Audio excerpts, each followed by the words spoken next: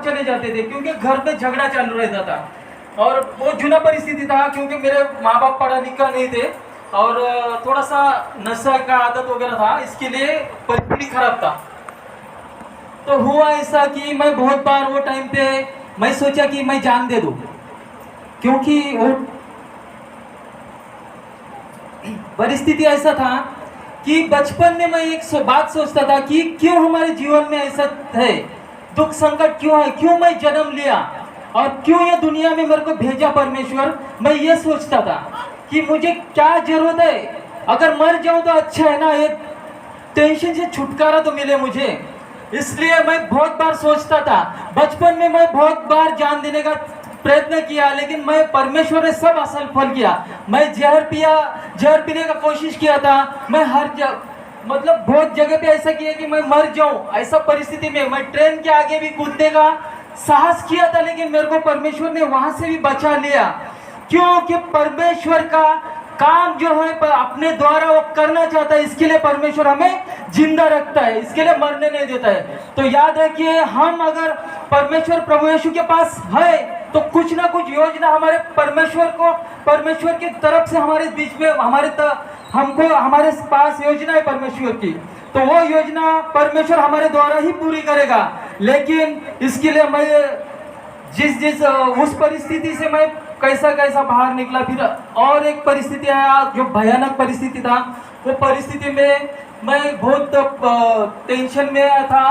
तो वो टाइम पे मैं बोला अभी जीने के लिए कुछ ये नहीं है। और मेरा शादी हुआ था, बच्चे थे, एक बच्चा हुआ था, बड़ा लड़का था, 2 लड़का है मैं मुंब्रा में रहता हूँ। तो वो लड़का हुआ, वैसा मेरे को जीने का कोई इच्छा नहीं था। और लेकिन परमेश्वर हर टाइम मेरे साथ में था, जब मैं प्रभु में नहीं था तभी भी मेरे साथ में था और मुझे कोई भी परिस्थिति में मरने नहीं दिया। और फिर एक ट्रेन में मेरी जो सिस्टर थी एक, वो ट्रेन में जाती थी। मेरा भाई बहुत डिप्रेशन में रहता है, बहुत जान देने का प्रयत्न करता है, तो उसके लिए कुछ करो कुछ ये। तो ट्रेन में जो सिस्टर मिली थी, उसने कहा कि आप प्रभु यीशु के पास आपके भाई को लेके जाओ, जो उसका टेंशन जो तकलीफ है वो निकल जाएगा, दूर हो जाएगा और वो आपका भाई ठीक हो जाएगा। तो मुझे मेरे सिस्टर ने बताया कि आप ऐसे ऐसे जगह पे जाओ जहाँ पे प्रार्थना होती है। और उस जगह पे मैं तो परमेश्वर का सुना तो बोला ठीक है मैं जाता हूँ। तो कौन सा दिन है, ऐसा एक दिन बताया। वो दिन चर्च का दिन नहीं था, वो दिन दूसरा दिन था। लेकिन जिस दिन मैं गया फर्स्ट टाइम, तो दीवार पे ऐसा वचन सब लिखे थे कि तुम जो कुछ भी जो पहला वचन था मेरे जीवन का, जो मैंने फर्स्ट टाइम चर्च में गया, दीवार में वचन था, तुम जो कुछ भी प्रार्थना में मांगोगे वो विश्वास करो कि वो तुम्हें मिल गया और वो तुम्हें दिया जाएगा करके। ऐसा वचन पहले दिन में मेरे जीवन में वो वचन। तो मुझे बहुत आनंद हुआ कि परमेश्वर इतना महान कार्य करता है। मेरे को थोड़ा सा आनंद हुआ, मैं घर गया, थोड़ा सा मेरे को टेंशन कम हो गया। उसके बाद में मैं चर्च गया। चर्च जाने के बाद मेरे को जिस दिन चर्च गया उस दिन मैं सवेरे जो बैठा, उसके पहले मैं एक बात भूल गया बताने का। मैं नशा करता था, दारू पीना, सिगरेट नहीं पीता था, लेकिन तंबाकू का बहुत आदी था, दारू पीना ये सब करता था। और लेकिन जब उस दिन गया मैं चर्च में, जिस दिन बैठा, क्योंकि उस दिन वहाँ पे दिन भर का प्रार्थना होता था, सवेरे 9:30 बजे से शाम को 5:30 बजे तक का प्रार्थना होता है। और जिस टाइम मैं जाके बैठा तो मुझे सामने जो प्रचारक क्या बता रहा है उसका मुझे कुछ ध्यान नहीं था, क्योंकि मैं अपने टेंशन में था। इसके लिए सामने क्या प्रचार कर रहा है, सामने से क्या बता रहा है, कौन सा वचन बोल रहे हैं, परमेश्वर का क्या चल रहा है, मुझे कुछ उसका ध्यान नहीं था। लेकिन इतना हो रहा था मेरे साथ में कि मैं रो रहा था। मैं सवेरे जैसा गया, मैं खाली रो रहा था, दिन भर रो रहा था। और मुझे कुछ समझ में नहीं आ रहा है मैं क्यों रो रहा हूँ। आजू बाजू वाला तालियां बजा रहे, नाच रहे, कूद रहे, कुछ मेरे को भान नहीं था, ध्यान नहीं था किसी के पास। और मैं खाली रोना खाली कर रहा था। क्यों, मैं बहुत टेंशन में था वो टाइम पे। और जिस टाइम शाम के 5 साढ़े 5 बजे जब चर्च खत्म होता है, वो टाइम पे मेरे को कुछ ऐसा महसूस हुआ कि मेरा शरीर में एक ताकत जैसा आया और मुझे एक आनंद जैसा महसूस हुआ। मैं बोला ये क्या हो गया एकदम। और मैं इतना कमजोर था, इतना कमजोरी में आ गया था टेंशन की वजह से। लेकिन वो टाइम पे पूरा कमजोरी निकल गया और मैं ताकत से भर गया और मुझे बहुत आनंद हो गया। और वो आनंद के साथ मैं घर पे आया। तो घर पे आने के बाद अभी मैं कुछ थोड़ा तो सुना था कि परमेश्वर का वचन, इतना ध्यान नहीं दिया था, लेकिन अपने आप मुझे, अरे मैं माँ से झगड़ा किया था तो माँ से बात करना चालू किया।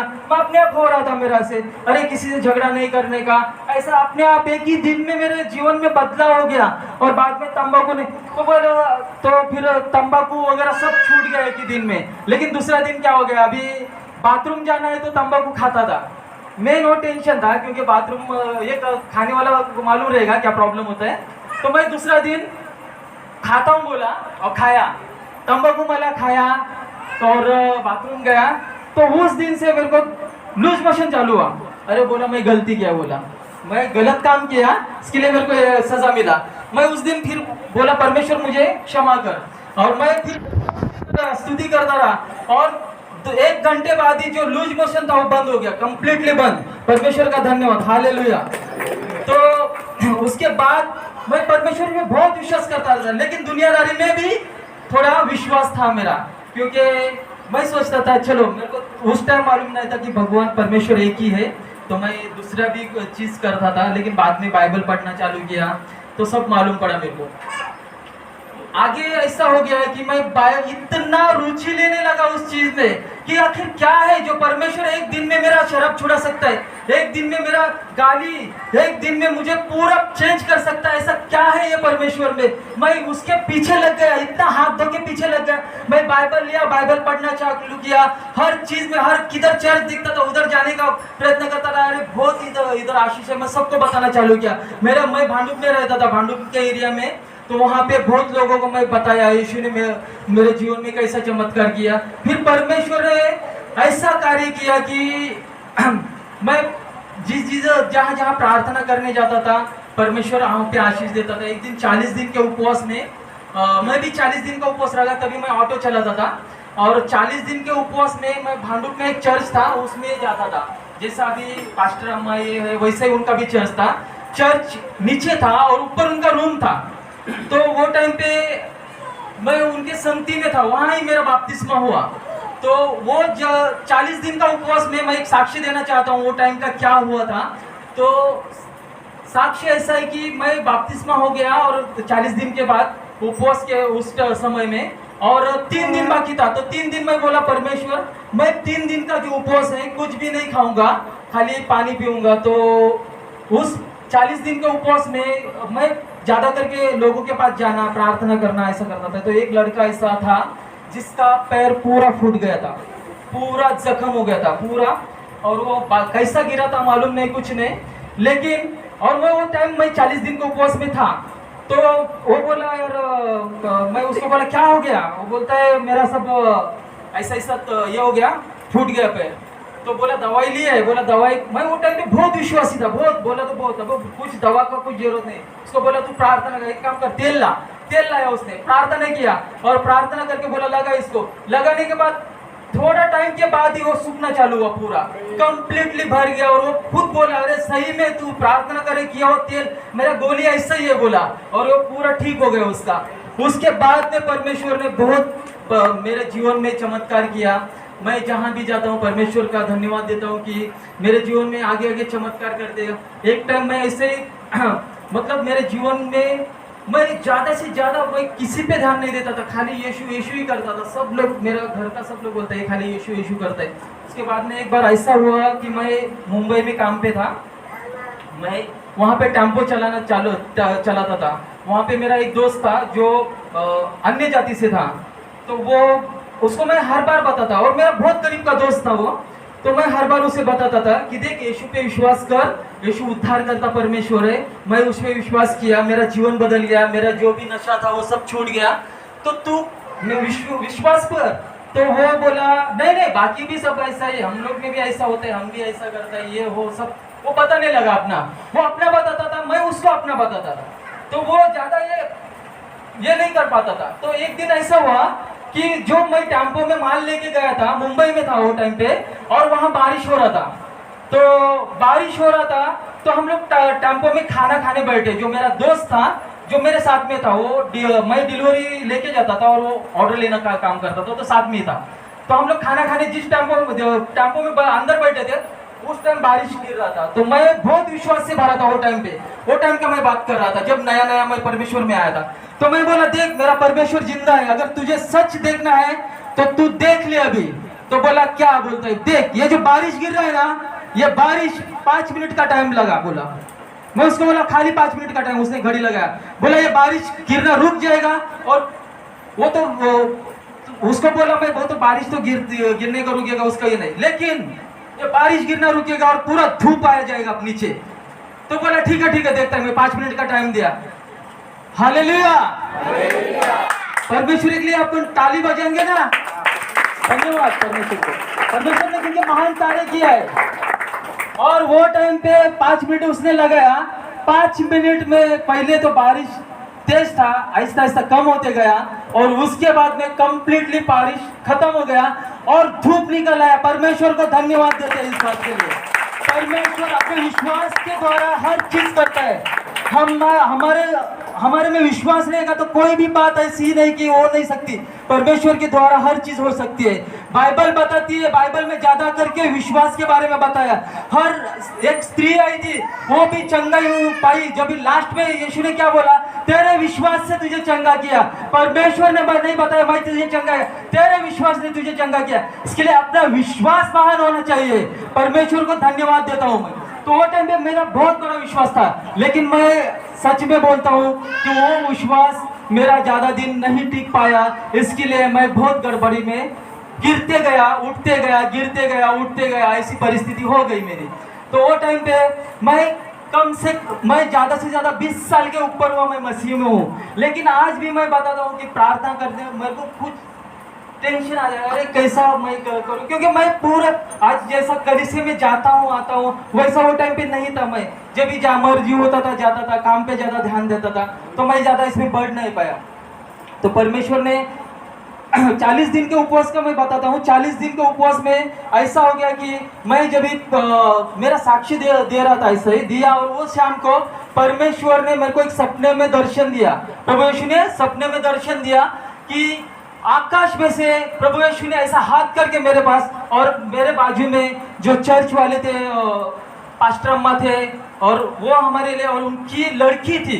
ऐसा 2 जन का मैं देखा कि मेरे बाजू में खड़े, और मैं ऐसा हाथ करके खड़ा हूँ, और परमेश्वर प्रभु यीशु पूरे व्हाइट कपड़े में आकाश के बादलों पे दिखे मेरे को, और वो ऐसा हाथ किए, मैं ये दर्शन देखा, और वो मेरे लिए तालियां बजा रहे, प्रार्थना कर रहे, और मैं उनको बता दिया कि परमेश्वर ने मेरे को दर्शन दिया ऐसा करके। हालेलुया। हमें क्यों विश्वास करना चाहिए? परमेश्वर जिंदा खुदा है। क्यों हमें विश्वास करना चाहिए? आप देखते हो चर्च में गवाही बहुत बड़ी बड़ी आती है, लेकिन हम जब चर्च के बाहर जाते हैं, दुनियादारी में जाते हैं, तो हम दुनियादारी में डूबते रहते हैं। चर्च में आने तक अपना जीवन एक अपन भाई बहन जैसा जीवन जीते हैं, लेकिन बाहर जाने के बाद एक दुश्मन जैसा जीवन जीते हैं। हम देखते हैं कि एक मसीह ऐसे रहते हैं कि चर्च में तो आते हैं, लेकिन घर में जाके गाली गलौज, बुरा भला कहना, ये सब उन लोग के जीवन में चलता है। क्या प्रभु यीशु मसीह ऐसे लोगों को जीवन में कार्य करेंगे? क्योंकि उनके जीवन में गवाही भी नहीं जल्दी आती है। तो ये बात ध्यान में रखना कि परमेश्वर अपना महान है। उसे जैसा उसका परमेश्वर का वचन कहता है कि जैसा मैं पवित्र हूँ वैसा आपको पवित्र रहना चाहिए। हमें उसके तरह पवित्र होना चाहिए।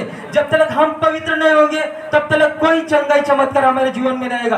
तुम कितना भी साल चर्च में आओ, कितना भी परमेश्वर के सामने घुटना टेको, अगर तुम्हारी बाहरी जीवन अगर गलत रहेगा तो तुम्हारे जीवन में कोई चमत्कार चंगाई नहीं होगी। क्योंकि परमेश्वर तुम्हें पहला बोलता है कि तुम पवित्र हो जाओ, तब मैं तुम्हें छूऊंगा, तुम्हें आशीष दूंगा। आज हमें बदलना है। मैं एक दिन में शराब, तंबाकू, एक दिन में मेरे परमेश्वर ने मुझे छुटकारा दिया। आज सालों से लोग तंबाकू सिगरेट, भले वो चर्च में आते हैं लेकिन अपना जूना जीवन वो छोड़ते नहीं है, और वो अपने जीवन में, इसके लिए उनके जीवन में कोई शांति नहीं रहती। वो पास्टर के पास आते, पास्टर हमारे पास प्रार्थना करो, हमारे घर में समस्या है, हम कर्ज में है, हमारी ये परिस्थिति है। पास्टर क्या करेंगे अगर तुम अपना जीवन ही नहीं बदल पाते हो? पास्टर कितना प्रार्थना करेंगे? अगर पास्टर प्रार्थना करने से तुम्हारे थोड़े से आशीष मिलते हैं, क्योंकि उनका विश्वास के द्वारा तुमको आशीष मिलती है, लेकिन तुम वापस दुनिया में जाते हो, वापस समस्या आना चालू होती है। हालेलुया। तो मैं साक्षी यह देना चाहता हूँ कि परमेश्वर अपना महान है, वो जिंदा खुदा है, मैं अनुभव किया है। और दूसरी बात, मुझे परमेश्वर ने बहुत